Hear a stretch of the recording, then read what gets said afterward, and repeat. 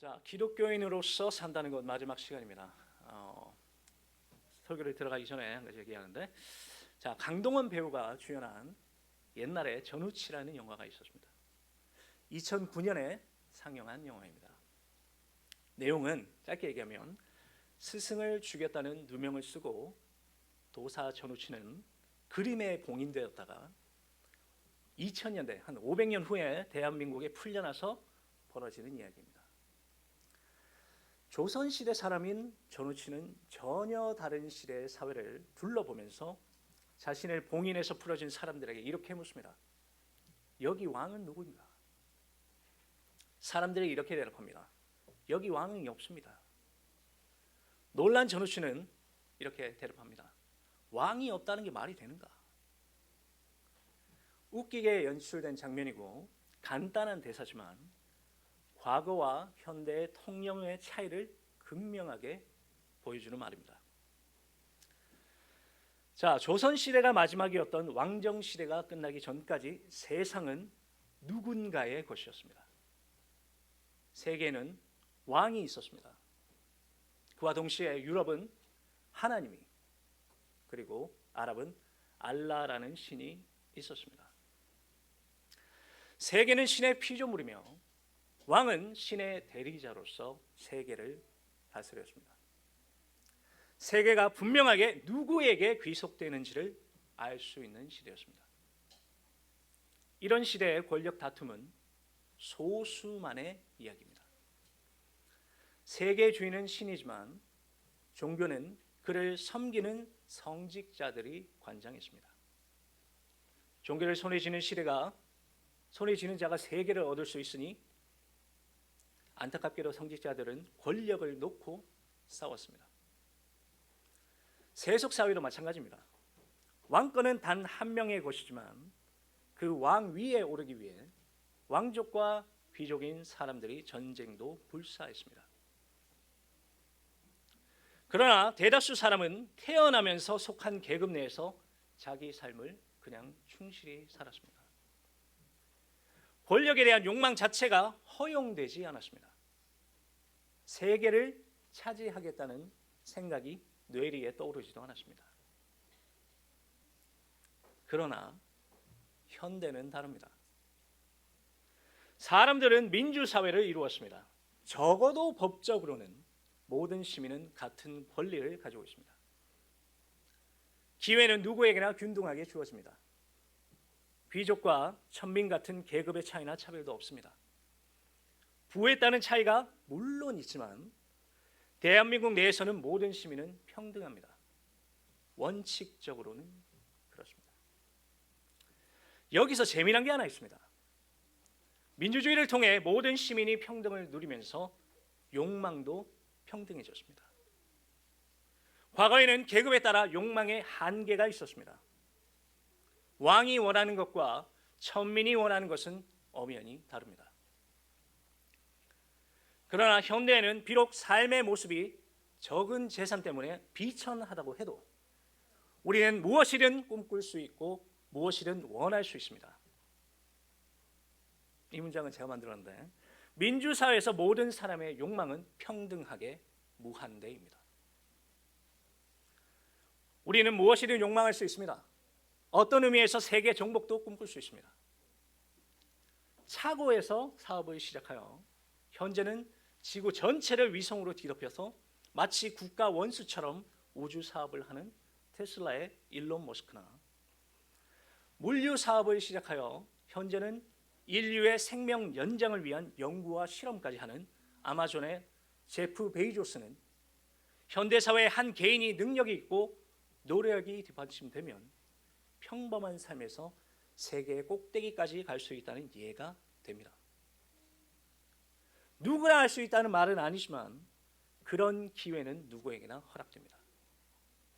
그러나 저는 여기서 질문을 던지고자 합니다. 과연 인간은 욕망하여 소유한 소유를, 획득한 소유를 감당할 수 있는가? 이 질문을 들고 마귀의 마지막 시험으로 가봅시다.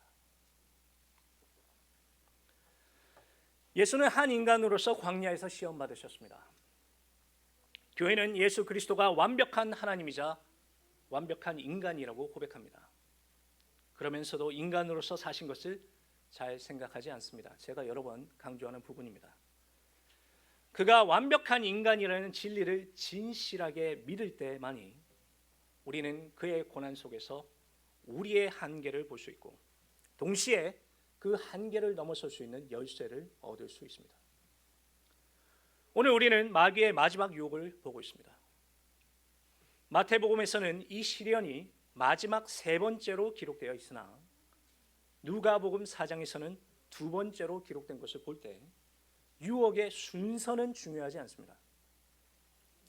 유혹은 중요도에 따라서 순차적으로 기록된 건 아닙니다. 각각의 유혹이 주는 교훈이 다 중요합니다. 8절에서 세 번째 유혹이 시작됩니다. 마귀가 또 그를 데리고 지극히 높은 산으로 가서 천하만국과 그 영광을 보여. 다른 유혹과 같이 이 유혹도 예수의 의식 속에서 일어났습니다. 예수는 높은 산 위에서 천하만국을 봅니다. 천하만국이란 단순히 국가들을 의미하진 않고 인간이 누릴 수 있는 전 세상을 말하고 있습니다. 예수는 당시 세상 모든 국가와 인간이 다닐 수 있는 땅을 다 보았을 것입니다. 이때 마귀는 세상이 얼마나 영광스러운가를 예수께 보여줍니다. 그 영광을 보였다. 그런데 세상은 그대로 있을 뿐입니다. 영광스럽고 아니고는 가치 판단입니다. 보는 사람에 따라 다를 수 있습니다. 마귀가 보여준 세상은 실제로 영광스럽지 않을 수도 있습니다. 그러나 마귀는 세상을 영광스럽다고 말하며 예수를 유혹하고 있습니다. 영광은 욕망할 만하지 않습니까? 마귀는 이렇게 대상을 놓고 우리 인간의 욕망을 자극합니다. 우리가 눈으로 무언가를 본다는 게 이렇게 중요한 것입니다.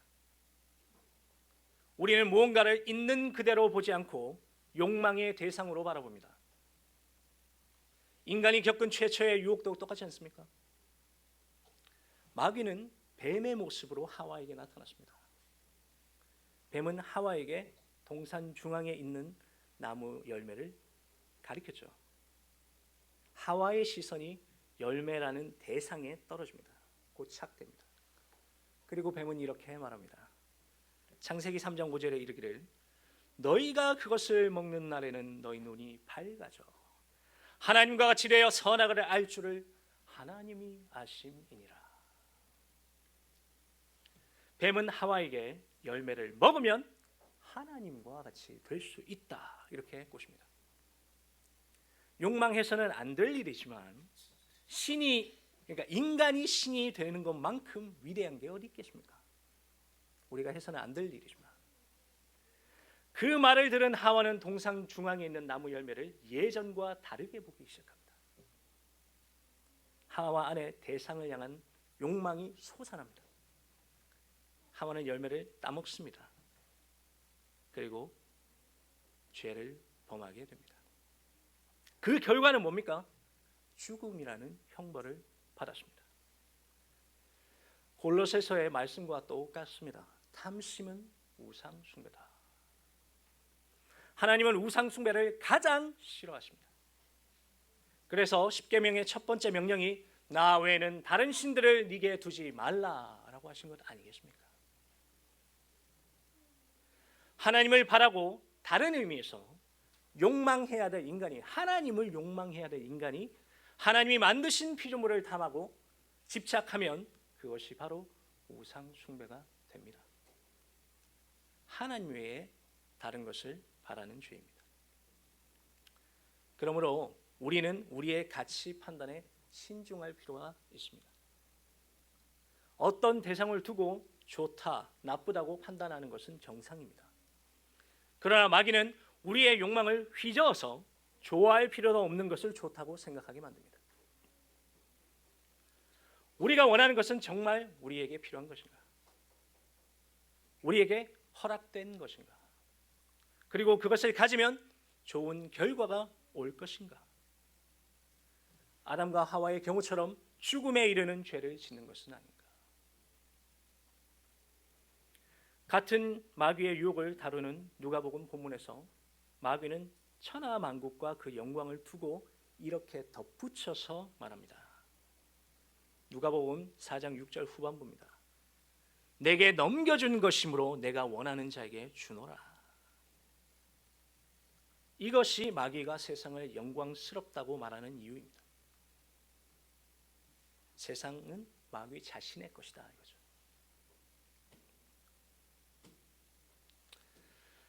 그러나 마귀가 영광스럽다고 말하는 세상은 영광과는 정반대입니다. 세상은 마귀에게 속하여 죄로 가득합니다. 마귀가 말하는 영광스러운 세상이란 죄로 물든 세상을 말합니다. 마귀의 눈에는 죄가 넘치는 게 영광입니다. 그러므로 세례 요한은 이렇게, 사도 요한은 이렇게 말했습니다. 요한일서 3장 8절에 이르기를 죄를 짓는 자는 마귀에게 속하나니 마귀는 처음부터 범죄함이라. 하나님의 아들이 나타나신 것은 마귀의 일을 멸하려 하심이니라. 만약 세상의 영광에 속아서 예수께서도 마귀에게 속했다면 결과는 예수도 죄를 짓게 됩니다. 죄를 짓는 자는 마귀의 것입니다. 그러나 만약 그렇게 죄를 지으면 아담과 하와 같이 그는 멸망에 이르게 됩니다. 요한은 도둑이, 즉 마귀가 오는 것은 도둑질하고 죽이고 멸망시키려는 것뿐이다 이렇게 얘기했습니다. 도둑이 오는 것은 너희를 멸망시키려고 하는 것뿐이다. 우리 삶에도 같은 유혹이 있지 않습니까? 마귀는 많은 것을 우리 눈에 보여줍니다. 그것들은 영광과 위대함이 가득해 보입니다. 우리 눈에. 그러면서 우리가 자기에게 절하기를 바랍니다. 예를 들면 주일에 눈 딱 감고 사장님께서 원하시는 일을 하면 승진이 가능한 상황. 우리 내면에 눈앞에 내 승진이 막 아른거립니다. 겉으로 보기에는 우리 내면의 갈등 같지만 사실은 마귀는 교묘하게 그 욕망을 알고 그것을 건드려서 자기에게 절하기를 바라고 있습니다. 주의 성수보다 하루만이라도 내 승진을 위해서 일하라고 우리의 마음을 막 흔듭니다. 신앙이나 교회와 직결되지 않아도 마찬가지입니다. 어떤 평검사가 있다고 칩시다. 이것은 그저 하나의 허구입니다. 예로서 제가 만든 이야기입니다. 피의자로 보였던 사람이 피의자가 아닐 수 있다는 증거가 떴습니다. 지검장을 비롯한 고위층은 그 피의자를 기소하여 매스컴에서 검찰이 스포트라이트를 받기를 기대하고 있습니다. 부장검사는 그 평검사를 찾아와 이번에 얻은 증거를 무시하라고 압박합니다. 사실 평검사는 이번만 증거를 무시하면 줄 설 수 있는 기회를 얻은 것입니다. 그럼 만약 그가 기독교인이라면 어떡하겠습니까? 공의와 정의를 무시하게 돼버립니다. 마귀는 정의와 공의가 무너진 걸 정말 좋아합니다. 결국 무슨 말입니까? 우리가 무언가를 욕망하면 마귀는 틈을 탄다. 괜히 바울이 에베소서에서 마귀에게 틈을 주지 마라 이렇게 말한 게 아니라 이 말입니다. 마귀는 무언가를 계속 우리에게 보여줍니다. 제가 이 말을 강조하죠. 안목에 죄가 있죠. 계속 보여줍니다. 눈에. 예수는 높은 산에서 만국과 그 영광을 본 장면, 이것은 하나의 장면뿐이지만 우리 삶은 어쩌면 그 장면의 연속이라 할 수 있습니다. 계속 그렇게 세상의 아름다운 것들을 우리에게 보여주면서 마귀는 계속 속삭입니다. 내게 절하라. 나를 경배하라. 그러면 너에게 다 주겠다. 하나님께서 허용하신 범위에서 예를 들면 아담과 하와라면 동산 중앙에 있는 열매 외에, 나무 열매 외에 다 먹을 수 있었던 것처럼 주님이 주신 범위 내에서 바라지 않으면, 주님이 우리에게 주신 허용된 범위에서 바라지 않으면 마귀는 기회를 포착하고 우리의 욕망을 집어삼킵니다. 거기에 응하고 응하지 않는 것에 따라 큰 차이가 벌어집니다. 만약 응하게 되면 우리는 어쩌면 멸망에 이를지도 모릅니다. 그러나 예수는 우리에게 그 유혹을 이기는 법을 보여주고 계십니다. 예수는 마귀에게 단호하게 말씀하십니다. 사탄아 물러가라! 기록되었을 때 주 너의 하나님께 경배하고 다만 그를 섬기라 하였느니라. 예수는 마귀를 대적하십니다. 우리가 주목해야 할 것은 욕망과 싸운 게 아닙니다. 예수님은 마귀에게 물러가라고 말씀하셨습니다. 이것이 우리가 기억해야 될 점입니다. 우리 안에 온갖 욕망이 일어납니다. 돈을 탐하고 남을 이기고 싶은 이 마음, 이성을 유혹하고 싶은 마음, 뭐 등등등등. 그러나 이것은 단순히 욕망을 누르거나 하는 도덕적인 싸움만이 아니다. 우리 안에 일어난 욕망은 모두 영적인 싸움이다. 우리는 욕망에 흔들리는 것 같지만 사실은 마귀가 우리를 하나님에게서 떨쳐내려고 하는 속임수입니다. 그러므로 바울은 이렇게 말했습니다. 우리의 씨름은 혈과 육을 상대하는 것이 아니요 통치자들과 권세들과 이 어둠의 세상 주관자들과 하늘에 있는 악의 영들을 상대함이라. 만약 우리 스스로가 욕망에 이끌려 죄를 지을 것 같을 때 그 순간에 우리는 그 욕망을 넘어서 있는 마귀를 대적해야 합니다. 예수 그리스도와 같이 사탄아 물러가라 이렇게 외쳐야 됩니다. 그리고는 무엇을 해야 되느냐? 하나님께 복종해야 됩니다. 바로 하나님의 법을 따르고 그를 경배하는 것입니다. 마귀가 보여주는 만국에서 눈을 돌리고 하나님을 예배하고 그의 법을 따라 삶을 살아야 합니다. 사랑하는 성도 여러분, 여러분의 내면의 눈앞에는 무엇이 있습니까? 하나님입니까? 아니면 마귀가 보여주는 만국과 같은 위대한 것입니까? 만약 눈앞에 마귀가 보여주는 욕망할 만한 것이 어떤 것이 있다고 한다면 여러분은 단호하게 물리칠 것입니까? 아니면 고민합니까? 세상에는 마귀가 이용할 수 있는 도구가 이제 무궁무진합니다. 이미 인류는 시각적 자극의 노예가 되었습니다. 기업들은 순간적으로 TV든 핸드폰이든 화면에 상품을 띄어서 우리의 무의식에까지 상품의 이미지가 박히도록 합니다. 슉슉슉 보여주죠. 우린 그냥 보지만 그게 박힙니다. 우리는 욕망하기 때문에 무엇을 원하는 게 아니고 욕망하게 만들어져서 무언가를 원하게 됩니다. 이런 버릇이 들면 어떤 자극에도 약하지 않겠습니까? 왜 원하는지도 모르고 무언가를 원하고 얻으려 할 게 뻔합니다. 왜 필요한데? 그렇죠? 사실 얼마 전에 예를 들면 아이폰 17 맞나요? 17이 나왔죠. 나왔으니까 사지 않습니까? 우리는 필요해서 사는 게 아니죠. 다 그렇단 말이에요. 그러나 이것이 상업 행위라 해도 영적인 싸움이라면 어떻게 하시겠습니까? 하나님의 법도 잊고 우리가 욕망에 이끌려 간다면 우리는 원하지 않았어도 우상 숭배하도록 교육받고 있는 것은 아닌가? 그만큼 우리는 무방비로 마귀의 유혹에 그냥 노출되어 있습니다. 베드로의 말처럼 대적 마귀가 우는 사자같이 두루다니며 삼킬 차를 찾고 있습니다.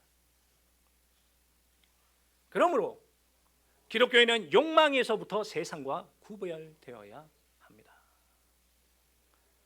먼저 모든 일에는 영적 싸움이 있다는 것을 잊지 마십시오. 1초까지도 의식하고 살라는 권면은 아닙니다.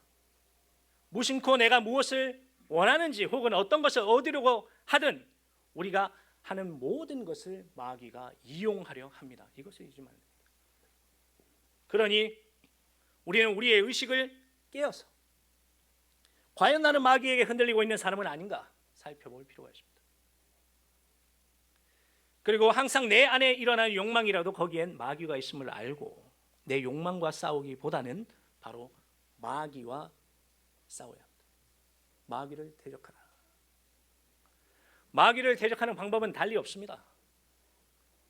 바울이 말하는 것처럼 하나님의 전심갑주를 입고 살아야 됩니다. 예수께서 무엇으로 물리셨습니까? 말씀으로 물리셨습니다. 하였느니라 이렇게 하셨죠. 오직 우리가 하나님의 말씀을 읽고 그 말씀을 간직하고 살 때, 읽는 것에서 그치는 게 아니라 마귀를 물리칠 말씀이 우리 안에 있게 됩니다. 우리가 욕망에 약한 이유는 말씀을 읽지 않기 때문이며 또한 말씀을 읽었지만 간직하지 않았기 때문입니다. 오직 하나님의 말씀을 사랑하는 자만이 마귀가 그 어떤 대상으로 우리의 욕망을 흔들어도 이길 수 있습니다. 여러분, 승리의 보증은 우리에게 있습니다.